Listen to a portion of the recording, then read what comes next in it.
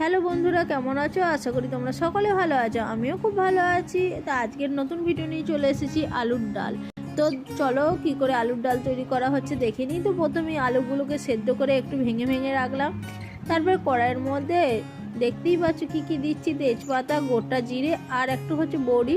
ভালো করে ভাজা ভাজা হয়ে গেলে আলু সেদ্ধ মাখাটা দিয়ে দেবো। এই আলু সেদ্ধ মাখার ডালটা খেতে খুবই সুন্দর হয়। তোমরা বানিয়ে অবশ্যই দেখবে, তোমাদেরও ভালো লাগবে, বাচ্চাদেরও খুব ভালো লাগবে খেতে। আর এইটা খুব সহজেই রান্নাটা হয়। আর আমার ভিডিও যদি ভালো লাগে অবশ্যই শেয়ার, কমেন্ট আর লাইক করবে। আর হ্যাঁ বন্ধুরা, যারা নতুন আছো তারা অবশ্যই সাবস্ক্রাইব করে আমার পাশে থেকো। আর যারা আমার ভিডিও দেখে আমাকে সাপোর্ট করছো আর আমাকে এগিয়ে নিয়ে যাচ্ছ আর এত ভালোবাসা দিচ্ছ, তোমাদেরকে অনেক অনেক ভালোবাসা আমার ভিডিও দেখার জন্য, আমাকে এগিয়ে নিয়ে যাওয়ার জন্য।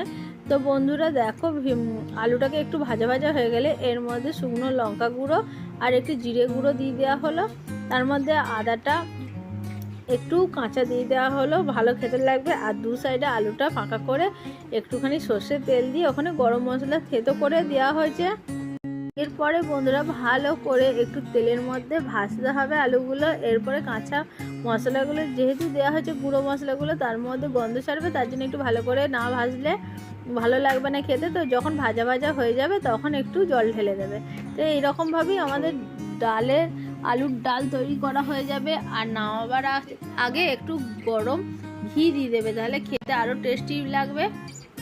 তো আজকের মতন আমার ভিডিও এখানেই শেষ। বন্ধুরা ভালো লাগলে অবশ্যই একটু রান্না ঘরে করে দেখবে আর আমাকে কমেন্ট করে দেবে।